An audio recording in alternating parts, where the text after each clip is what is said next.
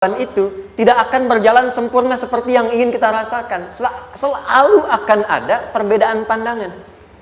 Ya, bahkan dalam kehidupan rumah tangga saja, ya maaf ya, Anda misalnya seorang istri mau ke sini saja mungkin masih bisa beda pandangan, warna apa untuk jilbab yang dipakai. Ya, dengan suami bisa berbeda. Papa, bagus yang mana ya? Hijau atau kuning? Ah, kayaknya yang hijau deh gitu kan? Enggak, kayaknya kuning deh gitu kan. Masih mending ada dua pilihan. Begitu dipakai pink. Bisa berbeda. Anak bisa berbeda. Jadi kesan pertama yang ingin dibangun bahwa dalam kehidupan sudah pasti akan ada keragaman pandangan. Dan yang kedua, yang tidak normal, keragaman pandangan itu boleh jadi melahirkan tindakan-tindakan yang kontraproduktif. Mungkin akan mendapatkan celaan. Allah dicela. Malaikat dicela. Rasul dicela, Nabi dicela, sahabat dicela, tabi'in dicela, ulama dicela. Kita siapa yang mungkin belum menjadi bagian dari orang-orang itu dan ingin bebas dari celaan itu mustahil. Jelas sampai sini? Jadi kalau mendapatkan celaan, berbahagialah, berarti kehidupan kita normal. Jelas? Pernah mendapatkan celaan dalam hidup? Halo? Pernah disoal oleh orang lain? Pernah direndahkan oleh orang lain? Nah, Allah tuh memberi kesan kepada kita, jangankan engkau Rasul yang paling mulia saja pernah mendapati itu. Tapi bagaimana seni mendapatkan ketahanan sehingga dalam dicela pun tetap tenang. Dalam disoal pun tetap hatinya nyaman. Karena ketenangan itu yang membawa pikiran tenang dan tindakan yang terukur. Dan kadang-kadang ketenangan itu lebih penting bahkan dibandingkan dengan harta yang berlimpah. Seringkali saya berikan perbandingan dari sejak dulu kita belajar kan. Coba pilih mana? Saya yakin masih konsisten. Pilih mana? Kaya tapi gelisah atau miskin tapi tenang. Tidak boleh ada pilihan ketiga, saya tahu itu. Kaya tapi gelisah atau miskin tapi tenang. Pilih mana? Ya, saya tahu. Kaya tapi tenang. Oke, di fase ini wahyu belum turun. Nabi sudah ngajar, turun wahyu, turun al-ala, turun beberapa surah. Tiba-tiba ada masa jeda, wahyu belum turun. Sepekan belum turun, sebulan belum turun. Disitulah muncul seakan ada amunisi bagi orang-orang yang tidak senang dengan Nabi, tidak senang dengan ajakan Nabi pada kebaikan. Ini poin yang kedua. Kalau Anda berbuat baik, pasti ada tantangan. Ingat ya, kalau Anda berbuat baik, apapun itu, pasti ada tantangan. Yang menguji konsistensi kebaikan itu apakah serius untuk dilakukan atau tidak.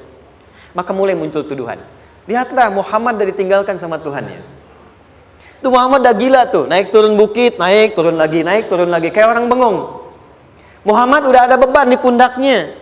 Jangankan umatnya, Rasulnya saja yang mengklaim Rasul punya masalah katanya, ya kan? Dan ditinggalkan Tuhannya, kok masih mau ikut Muhammad? Maka dalam keadaan itulah kemudian ditunggu, naik turun. Turunlah kemudian dua surah sekaligus, surah 93, surah 94, yaitu surah Ad-Duha dan Al-Insyirah.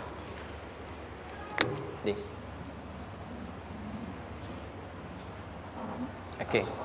Ini materinya dahsyat ya. Penting sekali, saking pentingnya ini cepat habis tuh. Sekali lagi. Jazakallah khair. Lebih kelihatan ya. Baik, yuk pelan-pelan.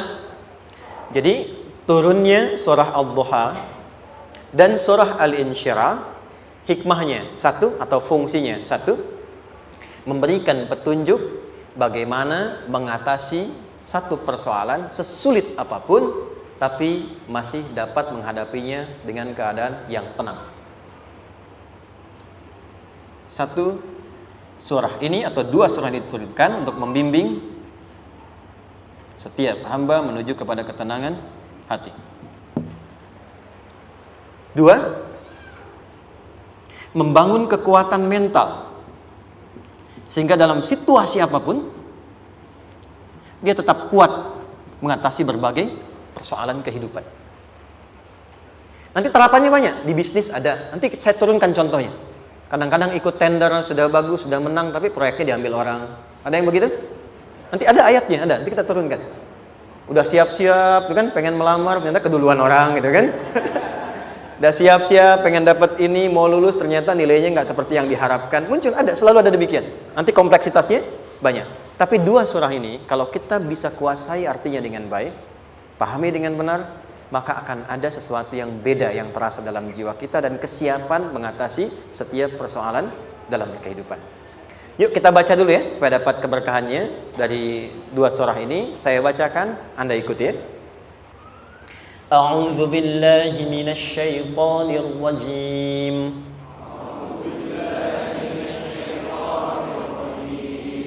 Bismillahirrahmanirrahim. Wadduha wal-laili idza saja ma wadda'aka rabbuka wa ma qala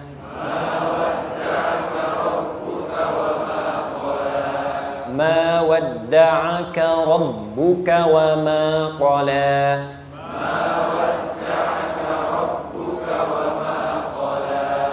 وللآخرة خير لك من الأولى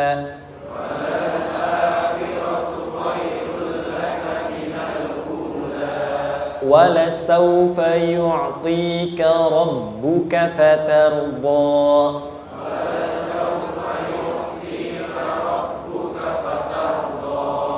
ألم يجدك يتيما فآوى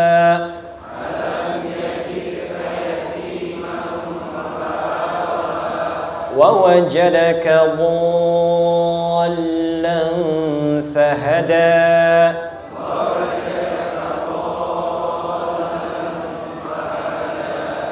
ووجدك عائلا فأغنى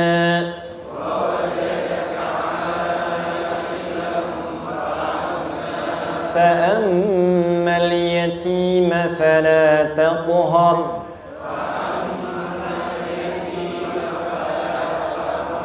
وأما السائل فلا تنهر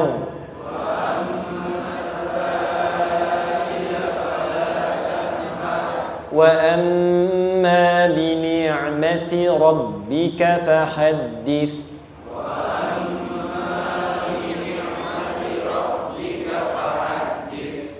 Satu surah dua, alhamdulillah.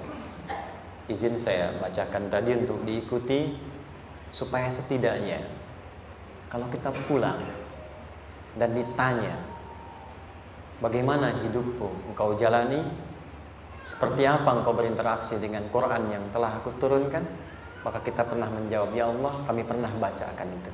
Jangan pernah kita berkehidupan sampai wafat dan tidak pernah berinteraksi dengan Quran walaupun sekedar membacanya. Wadduha, aku bersumpah. Setiap huruf waw yang berada di awal kalimat di satu surah itu makna utamanya berarti sumpah. Ya, qasam, sumpah. Seringkali diartikan demi, ya. Wal asri, demi masa. Wal fajri, demi waktu fajar. Wal laili, demi malam. Intinya sumpah. Sebentar, pelan-pelan. Kalau Allah menyampaikan sesuatu kepada kita, yakin tidak? Saya ulang, yakin tidak? Serius? Hah? Kalau yakin, kenapa tidak dilakukan? Ya, itu pertanyaan besar ya. Baik. Kalau Allah menyampaikan, tidak bersumpah pun, harusnya kita yakin. Tapi kalau Allah bersumpah, dalam kaidah ilmu tafsir, berarti ada sesuatu yang sangat penting, yang saking pentingnya akan sangat dibutuhkan oleh setiap hamba, sehingga diminta setiap hamba itu fokus menyimak apa yang mau disampaikan. Bahkan saking pentingnya menyimak itu, Allah bersumpah. Jelas? Kalau teman-teman menemukan di Quran ada ayat dibuka dengan sumpah, berarti ada kasih Allah yang tinggi yang akan disampaikan di ayat itu sampai meminta kita fokus untuk menyimaknya. Ad-duha, untuk memudahkan maknanya, teman-teman kalau waktu duha itu jam berapa ya? Oke, sebetulnya dimulai sejak matahari itu mulai naik, yang memantulkan ya atau menyinari cahayanya itu mulai terasa lembut. Ya, kalau misalnya kita ambil 1,5 jam setelah subuh. Sekarang subuh 4:30 lah, taruhlah 4:30 ya. 1,5 jam berarti jam 6 kan? Nah, itu awal duha tuh. Awal duha. Sampai ke pertengahan kurang lebih 9:30, jam 10. Akhir duha jam 11 sampai menjelang ke zuhur. Awal duhanya disebut dengan syuruk namanya. Syuruk. Jadi syuruk itu awal duha. Kalau sudah jam 6 ada cahaya matahari ya. Enak nggak ke tubuh kita itu? Nyaman nggak? Jam 8 enak nggak kalau berjemur ya? Jam 9 enak ya? Nah, ini kata kiasan dalam bahasa Arab. Kalau kita merasakan sesuatu yang enak, nyaman, memberikan manfaat yang banyak, itu orang Arab sering memberikan kiasan dengan waktu-waktu tertentu. Di antaranya duha. Jadi kalau kita menemukan kalimat duha, jangan langsung diartikan ke waktu duhanya. Boleh jadi yang diinginkan adalah makna di balik itu, yaitu semua kenikmatan dan kenyamanan yang didapatkan. Cara mengartikan ini, wadduha, aku bersumpah, kata Allah, ya Muhammad, demi semua kenikmatan yang kau rasakan dalam hidup, seperti engkau merasakan kenikmatan cahaya duha itu. Jelas? Wal-laili idza saja, dan aku bersumpah, al-lail, lail itu apa? Malam. Baik, lail turunannya, layali jamaknya, lela, lili, lala, itu malam. Jadi kalau ada ibu leli, ibu malam-malam ya. Lail. Oke. Lail itu malam. Malam gelap nggak? Gelap. Tapi kalau gelapnya gulita, tidak ada cahayanya, gelap betul gitu. Gelap ya. Misalnya sedang kita dapati misalnya satu momentum padam lampu, padam semua, dan pas gerhana misalnya gelap sekali. Nah, itu bahasa Arabnya disebut dengan saja namanya. Ya, saja. Wal laili idza saja. Dan malam apabila telah gulita. Zaman Nabi kan gak ada lampu, ya, belum ada PLN, ya, dan seterusnya. Jadi gelapnya betul-betul gelap. Saya mau tanya sebentar, biasanya kalau situasi gelap itu mudah nggak menemukan benda tertentu? Melangkah mudah atau sulit? Tidak mudah untuk dilakukan kan? Dalam bahasa Arab, kalau kita ingin mengungkapkan satu kegamangan yang luar biasa, sampai kita merasakan gelap dan sulit melangkah, bukan hanya karena nggak ada cahaya, mungkin karena ada pekerjaan tertentu yang menyulitkan, masalah tertentu yang menyulitkan, sehingga merasa seakan-akan kita tuh gelap. Makan nggak enak, melangkah susah. Pernah nggak merasakan situasi yang saking beratnya satu beban itu seakan-akan makan nggak mau, melangkahnya berat, ada vertigo, kadang-kadang pusing. Pernah merasakan itu? Itu bahasa Arabnya, wal-laili idza saja. Perhatikan kalimatnya, ya Muhammad sallallahu alaihi wasallam, aku bersumpah demi semua kebahagiaan dan kenikmatan yang engkau pernah raih, seperti merasakan kenikmatan cahaya duha. Dan mungkin persoalan hidup yang pelik yang membuat engkau merasakan kesulitan, seakan-akan merasa di suasana gelap yang gulita. Ma wadda'aka rabbuka wa ma qala. Tanamkan dalam jiwamu yang paling dalam, aku tidak akan pernah meninggalkanmu. Ada suami pulang dari pekerjaan, mendapati istri sedang termenung dan mengalir air matanya. Tiba-tiba suaminya datang mengatakan, hangat sekali pada istrinya, di sampingnya membelainya dan mengatakan, "Ma, demi semua suka yang pernah kita lalui bersama, dan demi duka yang mengalirkan air matamu saat ini pun, tanamkan dalam hatimu yang paling dalam, Papa akan selalu bersama Mama dalam setiap situasi itu." Kira-kira para ibu merasakan itu bagaimana perasaannya? Masa sih? Tapi itu menarik loh. Menarik ya. Jadi kalau teman-teman ngaji surat Yusuf, di surat Yusuf itu laki-laki diilustrasikan dengan matahari, perempuan diilustrasikan dengan rembulan. Ya. Inni ra'aitu ahada asyara kaukaba wasyamsa wal qamara ra'aituhum li sajidin. Ayah, aku melihat bulan dan matahari serta 11 gemintang sujud hormat kepadaku. Jadi matahari diartikan itu sebagai laki-laki, suami, ayah. Kenapa disebut matahari? Diilustrasikannya, matahari itu kan menyengat dengan kuat. Kalau kita menjemur, mengeringkan pakaian, melindungi. Tipikal suami itu melindungi. Ada yang ganggu istri, sengat dengan kuat. Ada air mata yang mengalir, hei, keringkan itu sehingga tidak larut air mata mengalir di pipinya. Itu matahari. Sebaliknya rembulan. Rembulan itu kan enak dipandang, bukan bulannya ya, bukan bulannya. Kalau bulannya kan desainnya nggak sempurna, baik terlihat. Tapi cahaya rembulannya. tampil dengan indah, tampil dengan baik, enak dipandang, menenangkan, dan tidak tertukar. Jangan sampai ada istri jadi matahari, suami jadi rembulan. Jelas ya? Dengan kekuatan bulan aku menghukummu, ya kan? Itu salah. Oke. Tahan sampai sini, tahan. Lihat baik-baik. Saya berhenti sampai sini dulu. Kalau di Quran ada ayat menyebutkan, tidak spesifik orang yang disebutkan dan kapan kejadiannya, maka peristiwa itu akan terjadi dan dialami oleh kemungkinan generasi berbeda di setiap masa dengan tokoh berbeda tapi perasaan yang serupa. Sebaliknya, kalau disebutkan namanya, jelas identitasnya, kapan kejadiannya, maka peristiwa itu hanya akan menimpa orang tersebut dan tidak akan dialami lagi orang lain setelahnya.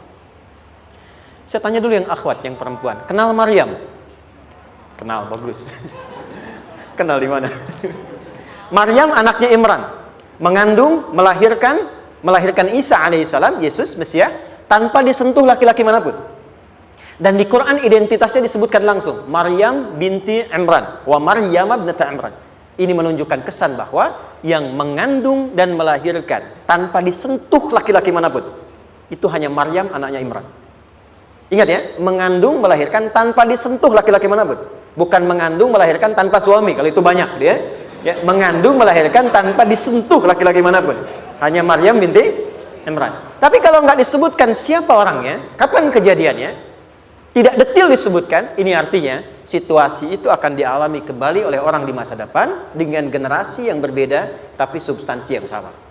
Pertanyaannya, pernahkah kita mengalami situasi yang sulit sampai seakan merasa gelap? Nah, baik, maka adab yang pertama, jika mengalami situasi seberat apapun dalam berkehidupan, maka dekati Allah Subhanahu wa ta'ala. Ini awalnya, dekati Allah. Apalagi kalau ada yang mengatakan ini nggak mungkin, ini nggak akan terjadi, ini nggak bisa. Kalau sudah ada tanda seperti itu tanda langsung dari Allah supaya Anda diminta langsung mendekat kepada Allah dan tinggalkan semua makhluk. Karena Allah hanya akan mengabulkan langsung kepada Anda tanpa perantara siapapun. Itu yang terjadi pada Nabi Zakaria. Ini nggak mungkin, ini mustahil.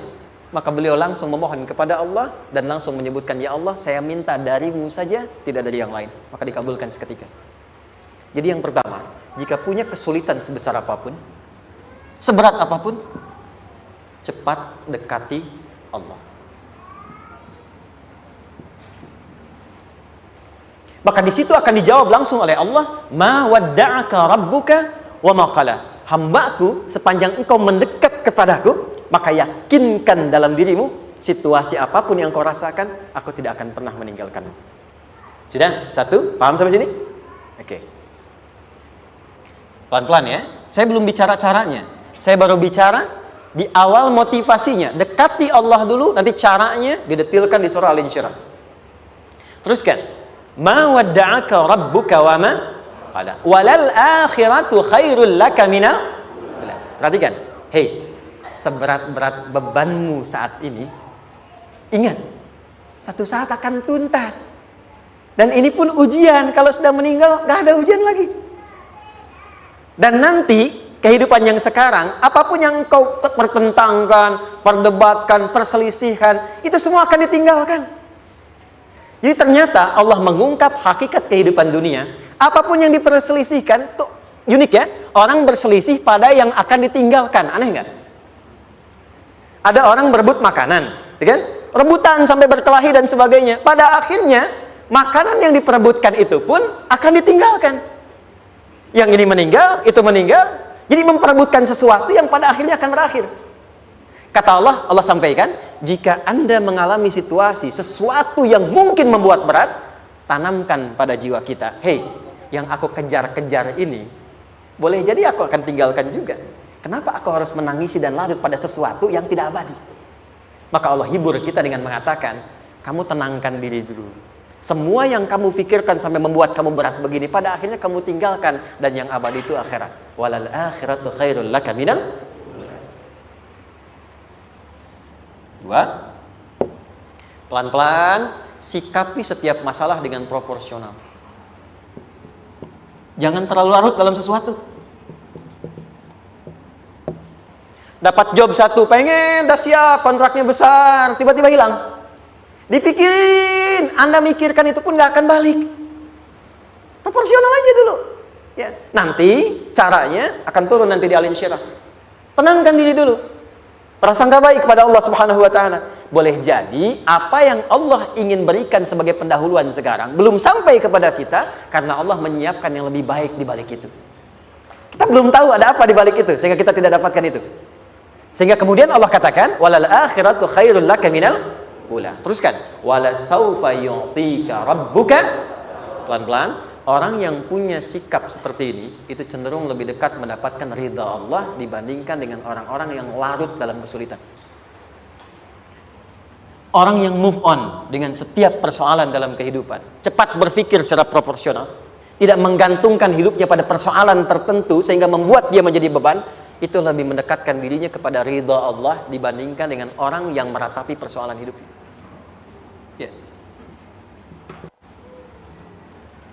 Pelan-pelan. Jadi spiritnya, kalau punya masalah apapun, jangan dilarutin terus. Gak usah diratapi, cepat move on. Berpikir lagi, rencanakan lagi. Nanti, detailnya ada di Al Insyirah. Tapi poin besarnya, janji Allah mengatakan, kalau Anda bisa move on, proporsional, maka yang dijanjikan oleh Allah, di situ Allah percepat datangnya ridha Allah Subhanahu wa taala. Kalau ridha Allah sudah datang, maka akan dua yang diberikan. Pertama kali, ketenangan di dalam jiwa, dan yang kedua, kemampuan untuk berikhtiar lebih baik mencapai apa yang diinginkan. Satu, kalau ridha Allah sudah diberikan pada seorang hamba, yang pertama diberikan ketenangan dalam jiwa. Bukan dunianya dulu. Bukan apa yang Anda ingin harapkan dulu. Pengen sesuatu, ya, pengen materi, pengen kedudukan, pengen lulus anaknya ujian, ya kan? Tiba-tiba terjadi sesuatu, diratapin, alih-alih meratap, alih-alih membuat status, alih-alih menyulitkan diri, kata Allah, terima dulu proporsional. Setelah itu dekatkan diri kepada Allah, turun ridha Allah, begitu turun yang pertama diberikan ketenangan kepada hati. Tenang dulu. Kalau sudah tenang, nanti dibimbing menyelesaikan apa yang sedang dihadapi itu. Itu poin yang ketiga. Pelan-pelan. 4. Kita masuk ke detail sekarang. Perhatikan baik-baik. Ini yang paling menarik. Alam yajidka yatiman fa'awa.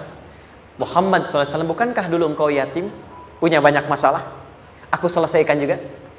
Ayahmu meninggal sebelum lahir, ada ibu. Ibu meninggal, ada kakek. Kakek meninggal, ada paman. Ya kan? Ada teman yang menemani Sayyidah Khadijah, teman yang setia, semua kebutuhan tersedia. Artinya Pak, perhatikan baik-baik. Kalau Anda punya masalah sekarang, jangan sampai melupakan yang dulu-dulu pun pernah tuntas Allah selesaikan. Jadi kalau sekarang sedang punya persoalan, jangan sampai satu masalah ini membuat Anda kehilangan harapan dan kehidupan. Sementara Anda sadar, dulu pun banyak masalah kok selesai juga. Kenapa dengan yang satu ini kita harus jatuh? Sekarang usia berapa? 20, 30, 40, 50.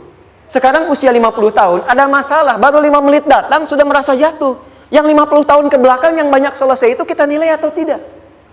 Maka kata Allah, seperti yang dulu pernah aku selesaikan ribuan masalah itu, yang sekarang pun mudah aku tuntaskan. Jelas?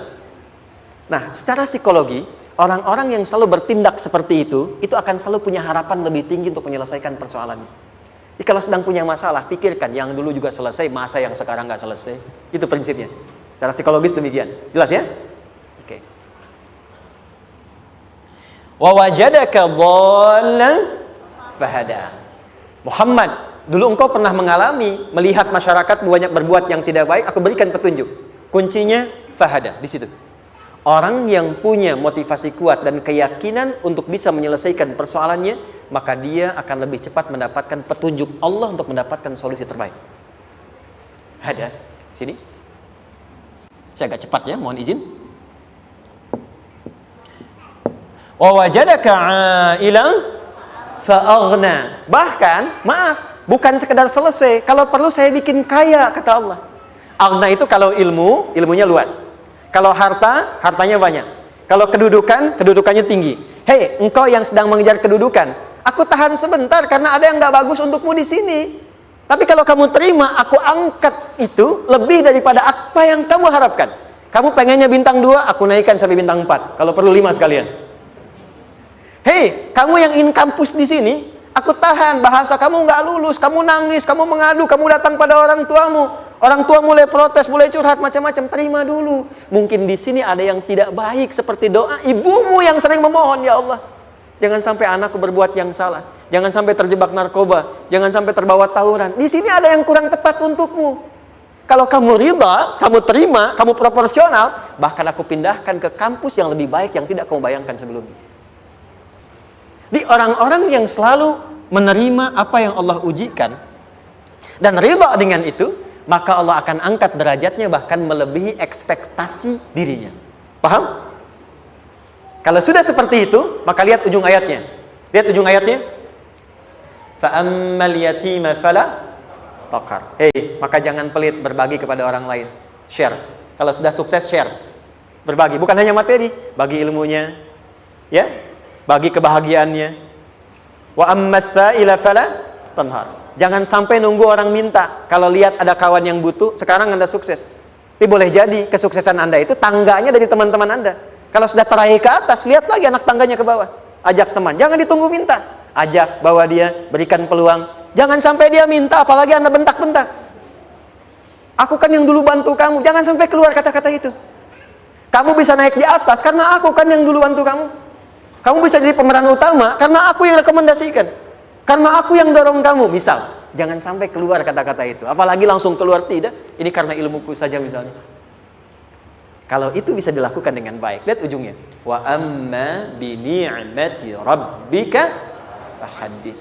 Maka semua nikmat yang dirasakan akan mudah untuk diimplementasikan dan disyukuri. Jadi semua nikmat itu bukan cuma dirasakan. Jadi membagi semua nikmat itu adalah rasa terbaik untuk menikmatinya. Maaf ya, Anda kalau punya makanan, dimakan sendiri. Dengan dibagi sama-sama, kira-kira rasa nyamannya yang pertama atau yang kedua? Kedua. Makan sendiri, enaknya sendiri kan? Tapi ketika ada teman berbagi dan tahu, oh enak ya, nyaman ya, ada kebahagiaan, ada ngobrol, ada tertawa, ada kebersamaan, itulah inti nikmat yang sesungguhnya. Wa amma bi ni'mati rabbika. Ternyata masalah yang diberikan bukan ingin memberikan beban, tapi ujungnya, endingnya supaya Anda bisa mendapatkan nikmat berkualitas yang bisa dibagi. Lihat surat Ad-Duha itu jangan cuma lihat awalnya, lihat ujungnya. Ternyata ketika seseorang mendapat masalah seberat apapun, itu bukan ingin membebani, tapi ingin meningkatkan kualitas hidupnya supaya mendapatkan nikmat yang lebih besar dan merasakan nikmatnya itu dengan berbagi. Itu poinnya. Jadi kalau sampai sini kita paham dan kita beri nama misalnya dengan fikih ujian, jadi kalau desain ujian ini sistematikanya kita pahami, maka tidak ada alasan untuk mengeluhkan persoalan. Jadi melihat masalah itu bukan sebagai beban, pada akhirnya melihatnya sebagai tangga untuk mencapai kebahagiaan. Jelas sampai sini? Baik, kalau sudah seperti ini, ingin punya masalah atau tidak ingin punya masalah? Tidak. Ingat ya, jadi kalau anak pulang bawa masalah, dilihatnya jangan beban. Oh, Allah ingin menaikkan kualitas pada anak saya, yang dengan itu menjadikan ia mendapatkan nikmat yang belum pernah didapati. Kalau rumah tangga sedang ada masalah, jangan banyak diperseterukan, tapi direnungkan sejenak. Oh, Allah ingin meningkatkan kualitas rumah tangga ini, sehingga kita bisa mendapatkan nikmat yang tidak pernah didapati sebelumnya. Makanya nikmat berumah tangga itu yang terbesar, selalu bertambah ketika menyelesaikan masalah. Silahkan cek. Kalau sedang ada masalah berseteru kan? Tapi setelah selesai kan jadi lebih nikmat ya? Ya? Lebih senang lagi, lebih cair lagi, lebih bahagia lagi, lebih mendukung lagi. Ternyata ada nilai-nilai kebaikan yang tersimpan yang belum disadari sepenuhnya. Pertanyaannya, kadang-kadang mudah diucapkan tapi tidak mudah mempraktekkan. Bagaimana itu semua bisa ditempuh dengan baik sehingga ketika mengalaminya kita bisa tenang menghadapinya. Maka turunlah surah Al-Insyirah. Saya cepat.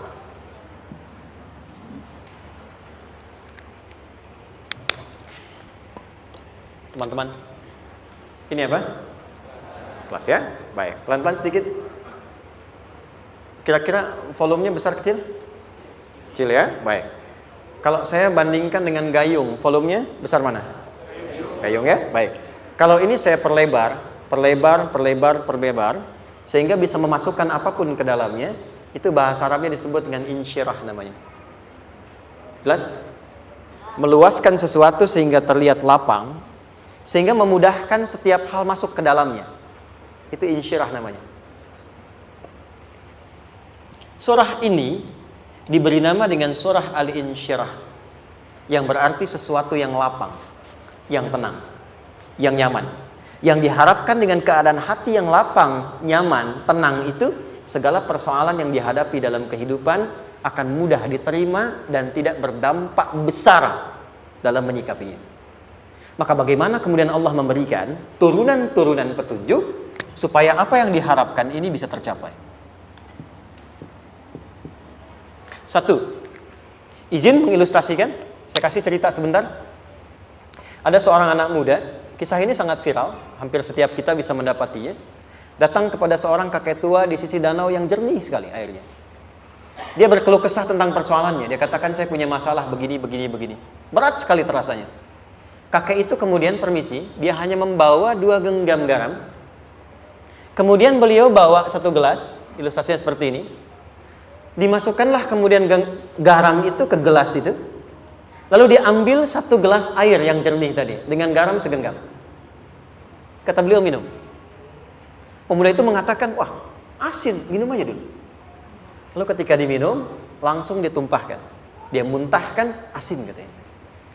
Lalu setelah itu kakek yang tadi melepaskan segenggam sisanya, dilempar ke danau tadi yang luas. Lalu diambil lagi dengan gelas yang sama. Sekarang minum. Bagaimana rasanya?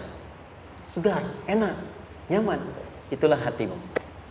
Kalau hatimu sempit sesempit gelas ini, maka masalah sekecil apapun akan selalu menghadirkan kesulitan seperti engkau menelan garam tadi. Tapi kalau hatimu luas, sebesar apapun masalah, tidak akan pernah berdampak pada dirimu kecuali engkau mampu menyusun rencana untuk mengatasinya. Kelapangan hati yang membuat diri kita mampu menerima persoalan apapun, itu yang disebut dengan insyirah. Makanya dulu tahun 90-an ada sinetron Hati Seluas Samudra gitu ya. Saya pernah tahu itu. Sama anaknya diapa-apain juga, masih aja ya menerima gitu. Dulu siapa ya? Jeremy Thomas dan lain-lain ya. Saya kira ada itu. Ya, saya kira itu ya. Saya pernah lihat sejenak ya. Saya jarang-jarang nonton gitu. Pernah lihat aja. Saya senang riset. Jadi kalau riset itu ada riset dakwah, ada riset materi. Saya teman-teman yang musik gitu ya, saya tidak terlalu dekat dengan musik karena saya di Quran gitu. Tapi untuk mengetahui hukum musik itu bagaimana, saya riset. Sampai ke notasi saya tahu. C D F G A B C D F G D F G A B C D A B C D F G A F G A B C D E B C D E F G A B C D gitu kan ya? Ya, tapi kalau diminta piano, gitar, ini saya nggak bisa. Ya, tapi untuk menentukan hukum, nah kita bisa paham gitu. Misalnya boleh nggak baca Quran pakai langgam Jawa gitu kan? Nah hukumnya apa? Nanti dari teori itu muncul. Ya, paham ya? Nah, oke, balik sini. Perhatikan baik-baik. 1, saya agak cepat. Ini ditafsir langsung turun Al-Insyirah. Yang pertama, alam nashrah laka sadrak wa wada'na anka wizrak alladhi qadha dhahrak. Tahan sampai sini dulu, 3 ayat.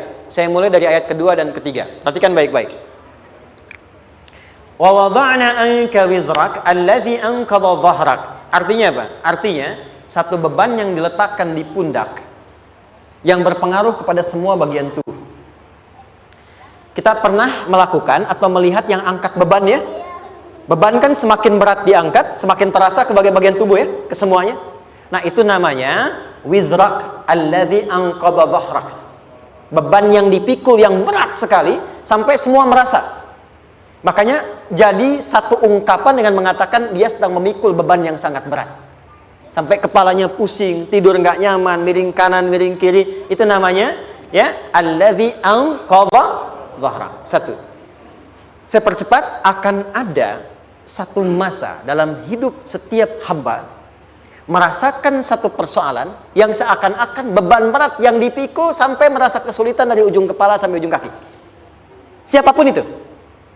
Jujur ya, setiap kita tanyakan pada diri sendiri. Setiap kita yang ada di sini, saya yakin pasti pernah atau bahkan akan mengalami satu peristiwa yang merasakan beban berat sampai seakan-akan ujung kepala sampai ujung kaki merasakan sakitnya. Ada yang sudah mengalami atau bahkan nanti akan ada yang melalui. Perhatikan baik-baik. Teruskan ayatnya. Wa rafa'na laka. Perhatikan. Kalau ada yang sedang merasakan itu, yakinlah kata Allah, pada saat itu sesungguhnya Allah sedang mengangkat derajatnya dan meningkatkan kualitas hidupnya untuk mencapai sesuatu yang istimewa yang belum pernah diraihnya. Dari sini kita buat persamaan. Ujian. Perhatikan. Berbanding lurus dengan harapan, banding lurus dengan solusi nanti pada akhirnya. Fokus. Lulus di sini, insya Allah setiap persoalan akan lebih mudah untuk diatasi. Ujian, seberat apapun yang sedang kita alami, tidak akan pernah diberikan kepada kita oleh Allah, kecuali ternyata hikmahnya untuk mengabulkan harapan-harapan besar yang sebetulnya kita mintakan. Jujur ya, setiap kita kan sering punya permohonan ya, sering berdoa ya. Ya Allah minta ini, minta itu, minta ini, minta itu, gitu kan? Nah, cara Allah mengabulkan harapan kita itu, yang pertama, jalurnya lewat ujian. Karena semua kesuksesan itu desain dasarnya adalah melewati ujian. Coba, anak-anak kita yang sedang sekolah itu, apa mungkin diwisuda dengan penuh kebahagiaan kalau nggak mengalami ujian? Lewat ujian dulu kan? Dia belajar dulu, ujian dulu, ngatasin soal dulu, lulus, baru wisuda. Apakah mungkin akan dapat IPK 4 yang diharapkan kalau tidak mengalami ujian? Belajar dulu, ya kan? Ada waktu, sempat dia bangun malam, siang, dan seterusnya, belajar, keringat, dan sebagainya, baru bahagia kan? Dan ternyata belajar itu untuk diwisuda. Sebab kalau kita tidak belajar, mustahil dapat wisuda. Kalau tidak lewat ujian, mustahil dapat ijazah. Karena ternyata harapan itu, hukum dasarnya dalam berkehidupan, bisa diraih dengan melewati ujian. Ini poinnya. Jadi mohon, kalau sedang mengalami sebuah peristiwa, dan kita harus menghadapi itu, coba renungkan. Sebetulnya pernah berdoa apa sampai kita mengalami itu, sehingga dengan jalan itulah sebetulnya Allah ingin mengabulkan harapan yang dulu pernah kita mintakan. Jelas? Oke, satu. Yuk turunkan rumus ya pelan-pelan. Quran surah kedua ayat 286. Ini kesini dulu baru nanti kita balik lagi. 2 Al-Baqarah ayat 286. La yukallifullahu nafsan illa wus'aha. Tahan sampai sini. Lihat baik-baik. Hukum yang pertama. Hukum pertama. Allah tidak mungkin menguji seorang hamba di luar batas kemampuannya. Jadi kaidah yang pertama tadi, kalau kita sedang diuji, sebetulnya ada harapan dan doa yang pernah kita mohonkan dan Allah ingin mengabulkan itu, jalan pertamanya lewat ujian. Tapi adilnya Allah, tidak akan pernah kita diuji kecuali sesuai dengan kemampuan kita. Jadi kalau nggak mampu, nggak mungkin diberikan ujian. Ingat ya, kalau tidak mampu, tidak mungkin diberikan ujian. Artinya harapan yang kita mohonkan pun akan sesuai dengan kemampuan kita. Jadi kalau kita minta sesuatu nggak mungkin bisa menggunakannya, nggak akan dikasih. Nah, balik ke sini untuk memberikan ketenangan kepada hati kita. Kalau sedang menerima persoalan, setelah kita mengatakan, oh ini mungkin ada harapan yang ingin saya dapatkan, jalannya lewat sini.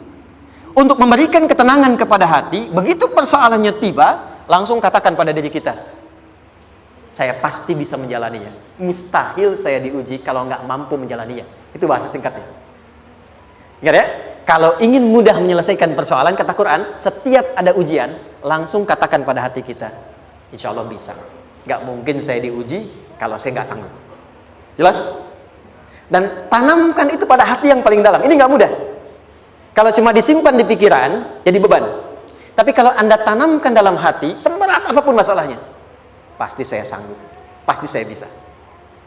Pernah lihat dulu ada acara 90-an Benteng Hattori? Oke? Benteng Takeshi ya? Takeshi ya, gitu kan artinya kan bisa jawab ya. Kita tahu Ninja Hattori mendaki gunung lewati lembah ya tahu ya. Son Goku, Son Gohan, apa? Saya tahu itu. Son Goku, Kamehameha, Piccolo itu yang nulisnya Suzuki Watanabe, saya tahu itu. Benteng Hattori, balik lagi ya. Benteng Takeshi ya.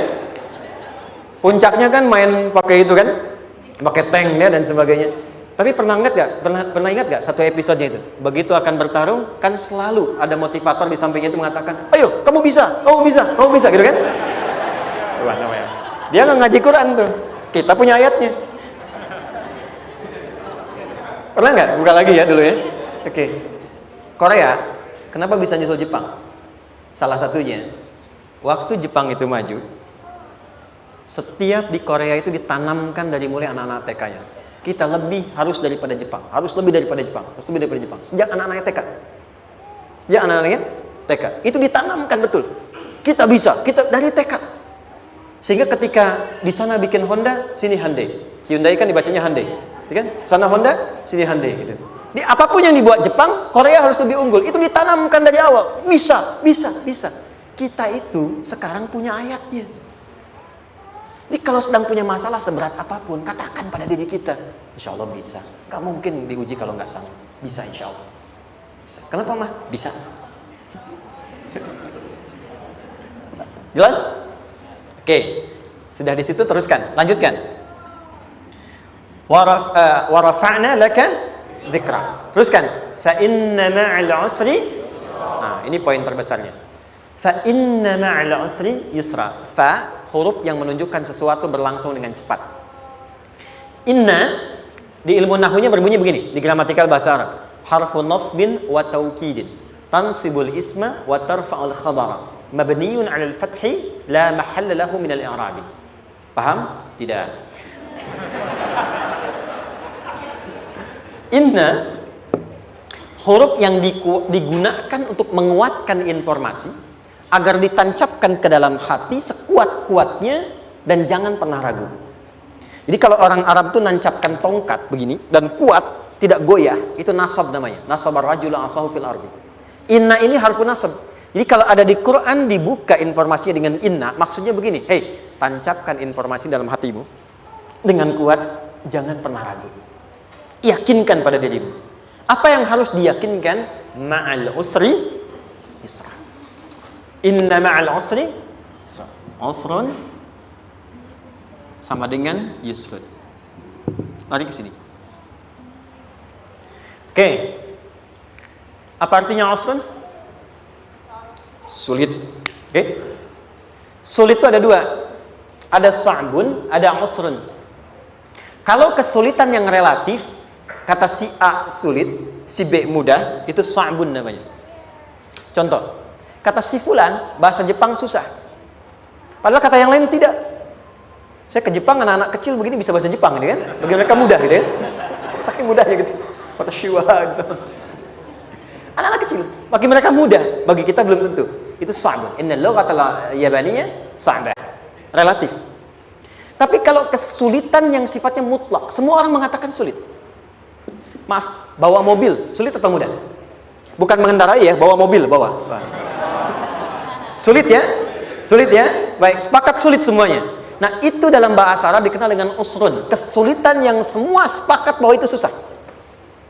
Sulit, semua sepakat. Dan ketika ada orang bicara, aku sedang punya masalah begini. Semua mengatakan, wah itu nggak mudah, itu nggak mudah. Itu usrun namanya. Lawannya, kemudahan yang relatif disebut sahlun.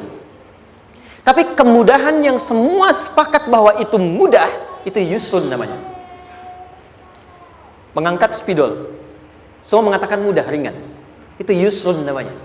Perhatikan, Allah tidak memasangkan sa'bun dengan sahlun, tapi memasangkan usrun dengan yusrun. Orang-orang yang punya keyakinan kuat, setiap persoalan itu akan selesai. Dan dia mengatakan pada dirinya, aku bisa melewatinya. Maka, perhatikan kalimat kata Quran. Inna ma'al usri yusran. Sesulit apapun masalah yang sedang dia alami, maka Allah akan datangkan solusi semudah-mudahnya yang bisa dia nikmati. Dengan kata lain, kalau kita bawa ke bahasa psikologi, kalau sedang menghadapi persoalan seberat apapun, selain kita mengatakan, ini pasti bisa saya lalui, saya insya Allah sanggup mengatasinya, katakan pada diri kita, ini pasti selesai. Pasti ada solusinya, pasti mudah. Katakan, walaupun memang solusinya belum datang, tapi tenangkan pada diri kita dengan mengatakan, inna ma'al usri yusra. Bahasa psikologinya, katakan pada diri kita, ini pasti selesai. Nggak mungkin nggak selesai, pasti ada solusinya, pasti mudah. Itu lebih memberikan harapan pada diri kita untuk menuntaskan persoalan dibandingkan dengan meratapinya. Jelas? Teruskan. Fa inna ma'al usri. Kalau masih ragu kata Allah, katakan lagi sekali lagi. Sampai hati kita merasa nyaman. Jadi kalau sedang punya persoalan seberat apapun, tanamkan pada diri kita, pasti selesai. Belum nampak, insya Allah pasti selesai. Gak mungkin diuji kalau nggak ada solusi. Itu lebih memberikan harapan. Setelah itu, fa'idha faraghta, mitigasi masalahnya, mitigasi persoalannya. Tuliskan, ini masalahnya apa? Rumah tangga. Apa saja misalnya, dia ada suami, ada istri, ada anak-anak. Masalah ada di mana? Kadang-kadang menangnya jadi kusut karena satu-satu nggak segera diselesaikan. Maka kata Al-Quran, fa'idha faraghta, satu-satu mitigasi dulu. Satu masalah di sini, lihat di suami, lihat di istri. Kalau pekerjaan, masalahnya apa? Sebelum bercabang kemana-mana, petakan. Apakah rekanannya?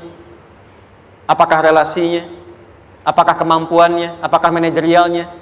Apakah marketingnya? Mitigasi, kotaki semua, selesaikan satu-satu. Setelah itu, apa yang dilakukan? Wa ila rabbika, tawakal sepenuhnya kepada Allah untuk menentukan hasilnya. Tawakal itu yang paling mahal.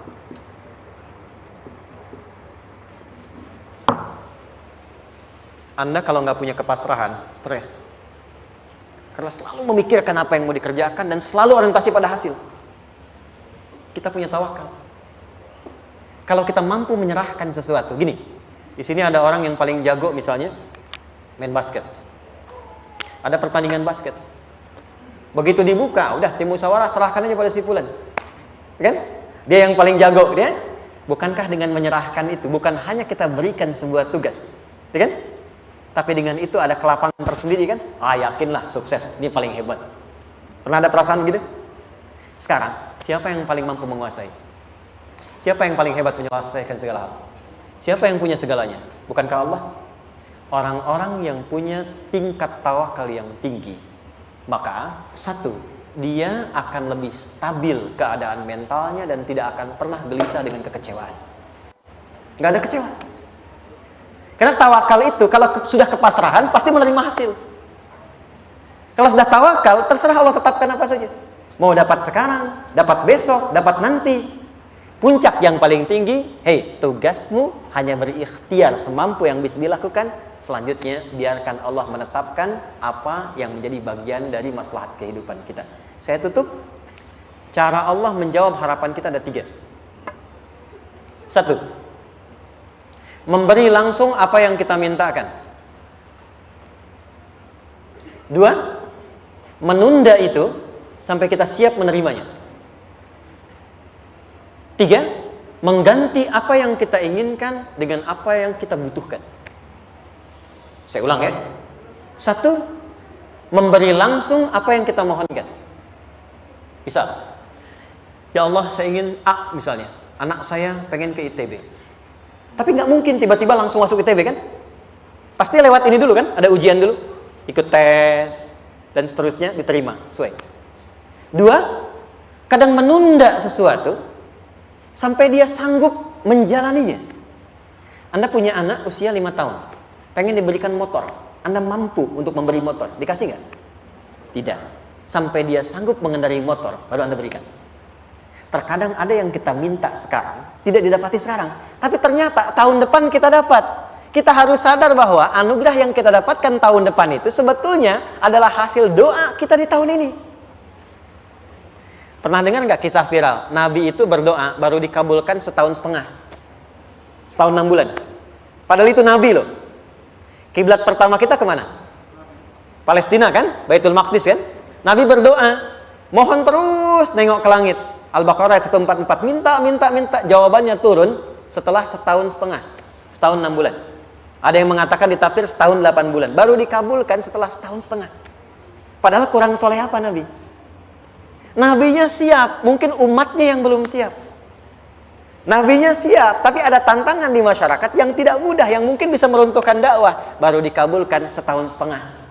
Ketika semua umatnya sudah bisa siap menerima itu. Boleh jadi apa yang diminta orang tua sekarang terkabulnya mungkin belasan puluhan tahun pada anaknya yang nomor sekian. Tahu Imam Syafi'i? Imam Syafi'i itu kan nama aslinya Muhammad. Bapaknya Idris. Kakek yang ke atas, yang ketiga namanya Syafi'i. Kenapa disebut Imam Syafi'i? Dinisbatkan pada kakek yang ke atasnya. Ternyata kakeknya ini seorang ulama besar, saleh, memohon kepada Allah. Setiap di keturunannya ada yang bisa menggantikan lebih soleh, lebih baik lagi. Ternyata yang didapatkan bukan dari anaknya, tapi generasi keturunan yang kesekian. Anda belum sekarang bisa hafal Quran. Misalnya, Anda bermohon, berdoa, boleh jadi yang hafal, mungkin bukan di anak, bisa di cucu, bisa di bagian keluarga yang lain. Maka, terkadang tawakal itu tidak hanya memberikan hasil yang cepat, tapi memberikan keindahan yang terasa tertunda, tapi melengkapi kebahagiaan yang dirasakan. Penutupnya, boleh jadi minta ke ITB, diterimanya di Unpad. Minta motor, dapatnya mobil. Kalau itu senang, luar biasa. Minta mobil, dapatnya motor, gitu kan? Ternyata kadang-kadang di sini yang terakhir, saya tutup, Allah mengabulkan apa yang kita butuhkan, bukan apa yang kita inginkan. Anak Anda sakit, dibawa ke dokter. Kata dokter, jangan dulu makan jeruk. Maka Anda pulang, dia minta jeruk. Anda berikan apel. Saya nggak mau apel, mah. Saya pengennya jeruk. Nggak apa-apa, nah. Ini apel rasa jeruk, misalnya kan? Anda berikan. Ternyata apa? Bukan ingin menyakiti dan tidak mengabulkan keinginan anak, tapi lebih memberikan apa yang dia butuh. Kadang-kadang maaf ya, teman-teman mintanya proyek A, udah capek, di situ nggak dapatnya di yang lain. Teman-teman, itu Allah berikan sebetulnya hasil ikhtiar Anda yang sebelumnya. Cuma dikasih yang lebih baik, yang tidak Anda pernah bayangkan maslahat.